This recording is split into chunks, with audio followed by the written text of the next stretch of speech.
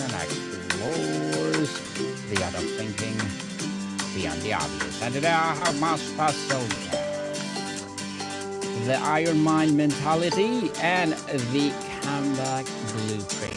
One of his advocacy, none other than Mr. Kenny Stoddart. Hey, hey, hey. Welcome, Mr. Kenny on Abstract Essay. Can you please introduce more about yourself that I do? I would love to. My name is Kenny Stoddart. I'm the founder of Iron Mind Advisors. I am a recoverer, and I am a survivor of cancer most recently, and I am on a mission to tell more of my story about burnout and some of the early signs that we can pick up on to prevent it happening and taking over your life like it almost did mine. So I'm really excited to join the show today and talk about that and a little bit about my journey through what we are talking about now. So. Yes, and thank you so much for sharing your knowledge and wisdom to Mr. Kenny. Thank you for inspiring us. And today, let's talk about dignity over denial, reclaiming identity after addiction. So, dignity over denial. What does a dignity specifically look and feel like in the context of recovery as opposed to just being a sober or clean? Well, I think that, for many men like myself, first and foremost, it was very, very difficult to get to the process of asking for help, which is something that I had to do. And it's something that's very common for people like myself that wear the cape and we solve all the problems and we got everything under control all the time, Yes. or at least we think we do. But reclaiming dignity is what it looks like when you don't have things under control. And for me, that was not looking good. I was struggling with alcoholism. I wanted to stop very badly. I knew I was not doing good things to myself, but I was addicted to it. And I say that because here I am a year and a half later, where I have conquered that problem thus far. And I am in the process of reclaiming my dignity. I asked for help. I went to rehab. I put that proverbial stake in the ground and said that I'm going to turn my life around because I was not trending towards the person that I wanted to be. And talk about lack of dignity when you are aspire to be someone else and everything looks great on the outside, but I was crumbling on the inside and I needed help. I needed guidance. I needed coaching. I needed therapy. I needed recovery. And I couldn't do it on my own. So when I talk about dignity, it's about and reclaiming your identity. It's repurposing that stigmatism, that asking for help or getting help or admitting that you're no longer in control is what a true sign of strength is and dignity. Because I learned that when I took my proverbial cape off, asked for help, I was immediately pointed in the right direction and I got some of the most amazing help ever. Not only from the people that loved me, but from complete strangers as well, because they knew that I wanted to get better. And that's exactly what I did. And through that process, you go through a transformation back to what you desired to be, or, here I am 50 years old and my world is falling apart. That's a terrible position to be in. And, most of us expect after a long career like mine, 27 years in cybersecurity, that at 50, your career is not falling apart. It's actually prospering and perhaps even potentially coming to a near end retirement, if you will.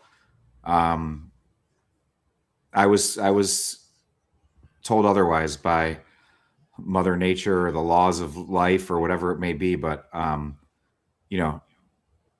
lost everything through my process for the most part now, and I had to reclaim not only the financial burden and whatever, but the dignity, the relationships of things that I jeopardized because I was struggling. So By getting the help that I needed and reclaiming my dignity, I am here today. Like I said, over a year and a half later, talking about the blueprint that made it work for me and reclaiming my dignity. Congratulations, Mr. Kenny, Thank for you. sharing your story to the world. You talk about reclaiming Thank you. identity. For many, addiction becomes their core identity. What is the first fragile step in separating who am I from what I went through?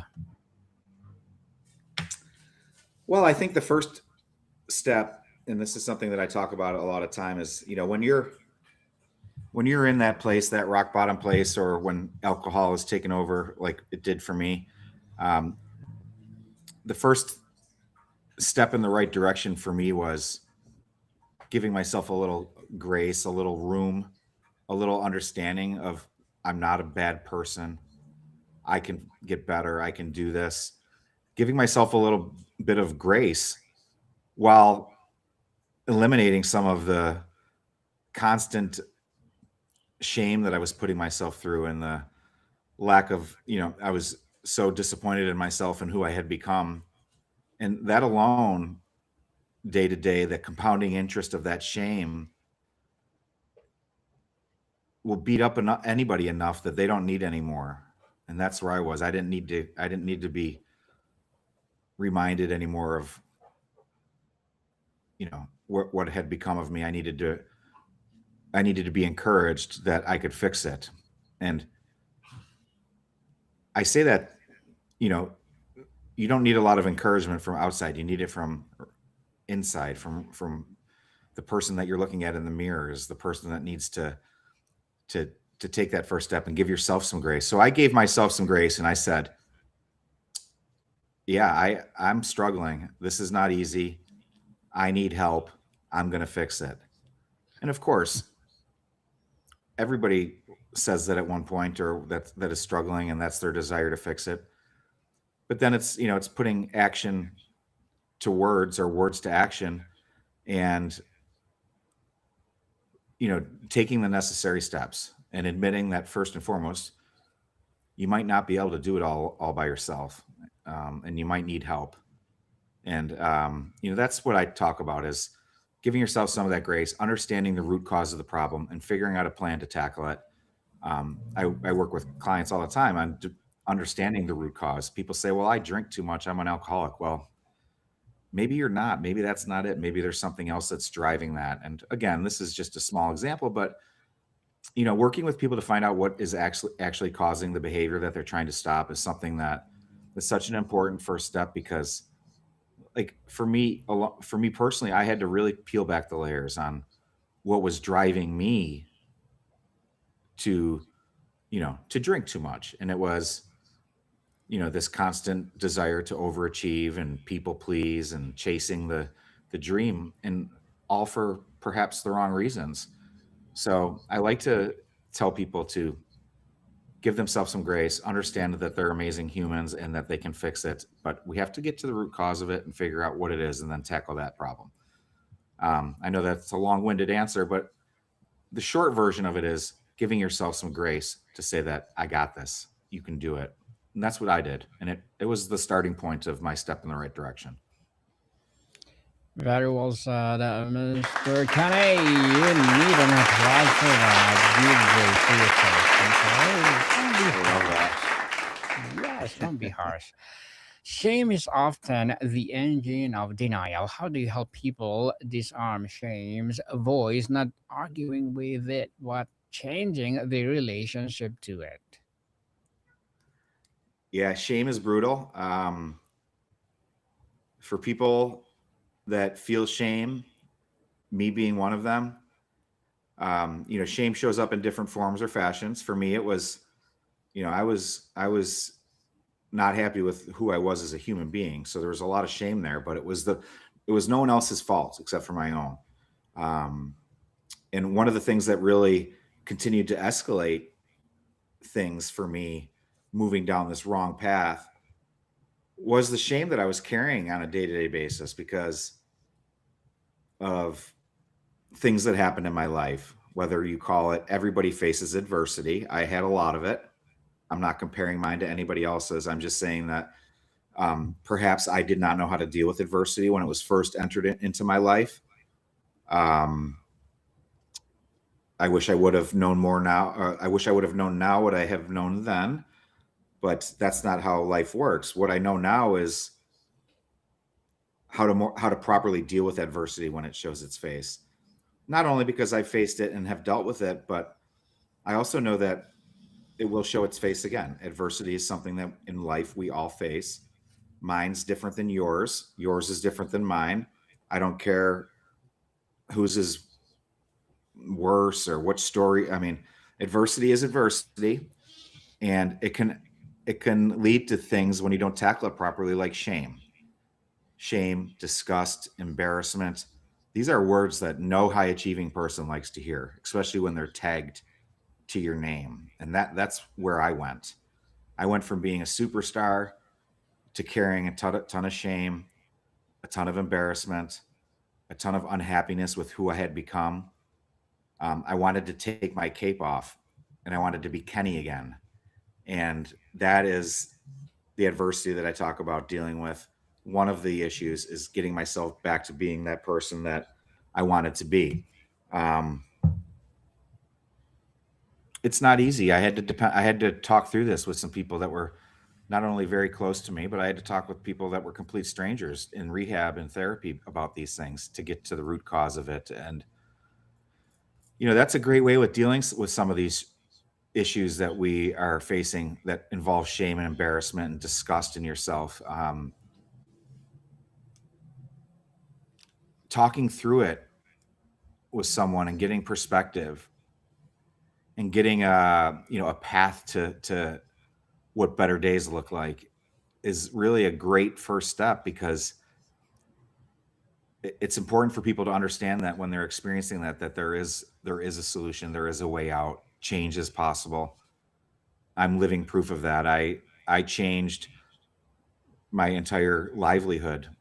I know we'll talk about this more, but a lot of the problems that I have talked about stemmed from burnout throughout my 27-year career as a sales executive in the cybersecurity space, where I was constantly in high pressure situations, board level, you know, um, drama, uh, intensity, um, no room for error. Uh, leading teams of people where the results were critical to the success of the company. Um, Mission critical stuff that you know I enjoyed. I wanted to be right there on the front lines always.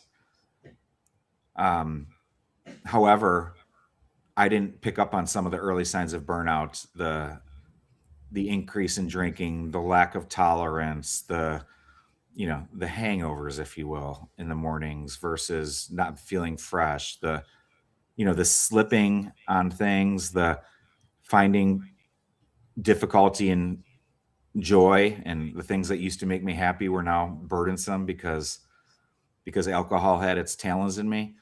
Um, and then I fixed that because I knew that it wasn't, it's not something that I wanted to go back to after I started to get better. I realized that maybe that environment had run its course for me. And, that's another huge decision when you're 50 years old, is like, well, this is my career. This is what I know. Um, I was so fortunate to find during my recovery process, that it's not all I know. I know a lot more. I know how to work with people. I know how to connect with people. I know how to empathize with folks that have gone through or are going through tough times, because I've done that. So much so that I pivoted my career. I said no more cybersecurity sales. I enjoyed it. It was great. I went back to school to get my master's in license or in mental health counseling, so I can be a licensed therapist focusing on people that struggle with addiction. So that'll be, I'll be graduating from Liberty University later this year, and that'll be part of it. But um, my journey is to help others walk through these storms together. And I hope that doesn't sound cliche, because it is a cliche, and we walk through valleys or storms or whatever. But here's what's different: I've actually been in them, really, really dark valleys and storms, and areas where I didn't know if I was going to make it out, or if I even wanted to make it out, or if it was possible. And I quickly dismissed any of those notions. And then, now here I am, totally restructured my career, pivoted to mental health. Um, I found happiness in that because I'm working with people every day that are struggling in similar ways that I have, and because of that, I am I find joy in helping others find some clarity in their lives, turning that chaos into clarity, and then um, putting together a plan that gets them to where not only they want to be, but where they should be, where they're capable of. And perhaps they're not there yet because they've lost perspective of the journey during the challenges that life presents itself, because that is what happens. Um, but for high achievers and for people that have want to set goals, like I always say, I'm ready for it. I did it. Let's go. I mean, setting goals is so important, and checking those boxes and accomplishing them. Yes, I love that. But also the lesson there is to have some boundaries around those goals. I never had boundaries. I started, like I said, oh, I want to learn how to be a triathlete. That escalated into me competing on the highest stages in Maui and in Ironman triathlons. That's not boundaries. That's extreme. I'm using that as an example, not one that I regret, but one that had an impact on my life because of the time required. And I essentially went all in on triathlon, and it takes time and money and resources. And just an example, I did the same thing with my MBA at 48 years old. Now I'm doing it. I love school, and that's a great place to channel this energy. But I also have boundaries and realize that I can't take on too much anymore. And even though I'm still a high achiever and I like to pursue amazing things, now it's different. I like to say I went from protecting websites to protecting hearts, and that's truly what I did. I worked in the e-commerce security space for 27 years, and now I work in the therapy space where I can work with people who are having similar problems, whether it's in the computer security world, intrusion detection, meaning a bad actors trying to get in and take your stuff. In real world, we relate that to people in your life that are perhaps not supposed to be there. Again, another example, but the idea is, like, there's a lot of ways, and I really have benefited in my own recovery and mission to be better by focusing my time on helping others. It allows me to talk to people and help them and get a feeling of gratification or self-worth from those actions. So,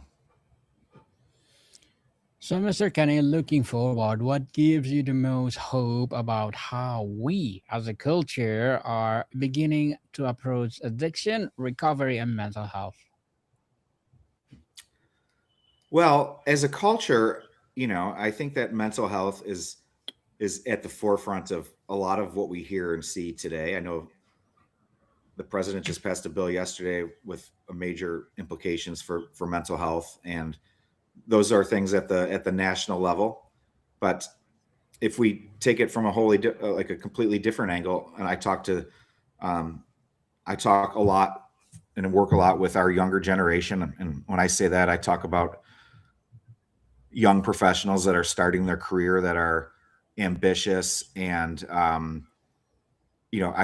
say I don't want you to make the same mistakes that I did during that journey, and that's what I work with them on. But what I'm also very proud of is that these younger professionals have a better sense of mental health than I did when I was in their position, and that's no one's fault. It's a it's a circumstance of the times where we've seen what mental health can do over the last 30 years. And that's, I know that it didn't start 30 years ago, but for me, when I started as a young professional salesperson, grinding all over the country and the world trying to sell and move up the ranks. Mental health was not something that I was thinking about. Life was amazing, right? On the outside. Mm-hmm. But younger professionals now have a different perspective on mental health. They're educated on it, very well educated. They hear about it every day through, because of whatever their friends or whoever might be going through a situation. But it's much more on we don't have to educate people on the importance of mental health as much as we once did, in my opinion. What we do need to educate them is the importance of mental health on themselves because it applies to everybody. Um, and I just want people to be proactive instead of reactive when it comes to these things. As I mentioned, adversity is one of the things that major adversity causes leads to potential mental health issues or anxiety. Anxiety leads to this or whatever. But recognizing some of those initial signs of anxiety and understanding that it's okay, um, and not sweeping it under the carpet like I did always, and hoping that it's going to get better on its own. Um,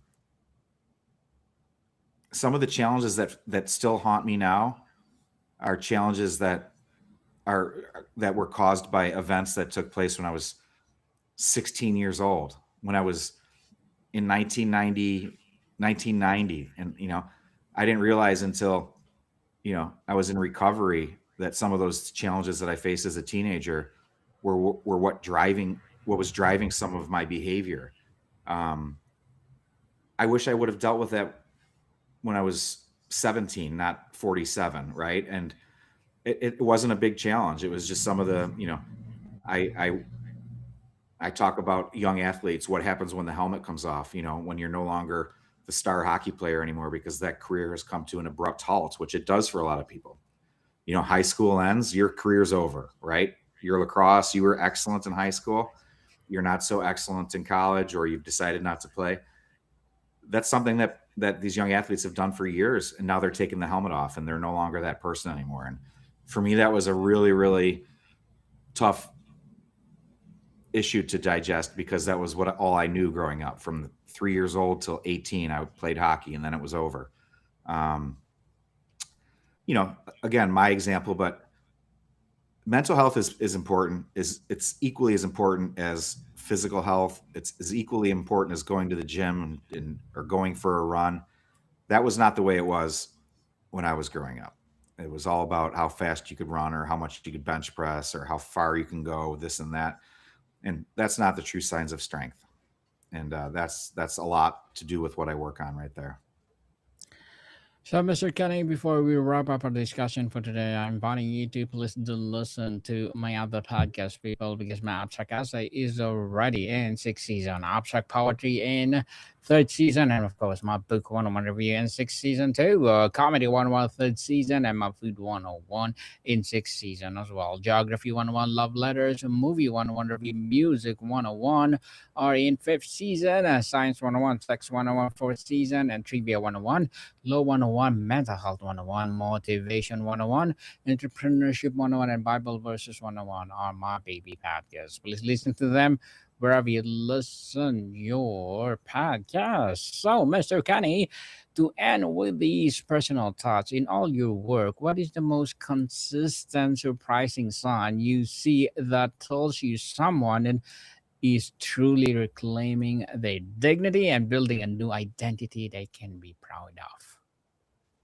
Yeah, I think the number one sign is people that that have an idea of that are aware of some of the challenges that perhaps their home life or their work life are putting on them, and that they're treating them seriously. Um, you know, you don't want health issues to sneak up on you as you get older and be surprised by them. I encourage everybody to, use the doctor. Get your annual checkups. Start checking those boxes. Start feeling great about yourself. Start recognizing that you're amazing. And if you're facing a moment of adversity, turn it around. Turn it into something amazing. Turn adversity into strength, challenges into power. Anything that you face, including a cancer diagnosis like I did, you can turn it into a positive. I did with early detection, and now I'm a spokesperson for early detection prostate cancer, and I want to. People need to hear these things. So, two great things. And if you're having a struggle figuring out and are wondering if you're capable of them, give me a call and I'll remind you. Thank you, Daniel. I appreciate it. You're most welcome, Mr. Kenny. Yes, thank you so much for sharing your knowledge and wisdom to the world. So can you please invite our listeners to support your business, your advocacy, or whatever project you want to promote on Abstract Outside? Yeah, I would invite my listeners to visit my website at ironmindadvisors.com. I'm using that website as my main information gathering website, but I also am very active on social media. My email address is kstoddart@mac.com or ken@ironmindadvisors.com. I love to hear from people, good or bad. I'm an advocate for strength, for adversity, for getting through and living your best life always, and finding your iron mind. You can get into that if you will. If you want to know what to find your iron mind is, ask me, I'll tell you. It's an amazing place. It's that spot inside of you that we didn't know we had. Find your Iron Man. People, call Mr. Kenny and you will find the Iron Man within. So, people, let's support Mr. Kenny, because if you support him, for sure, more and more empowering Iron Man will reveal. So, Mr. Kenny, thank you so much for your time. Thanks, Daniel. I appreciate it. Have a great day. Yes, Monica people, see you soon.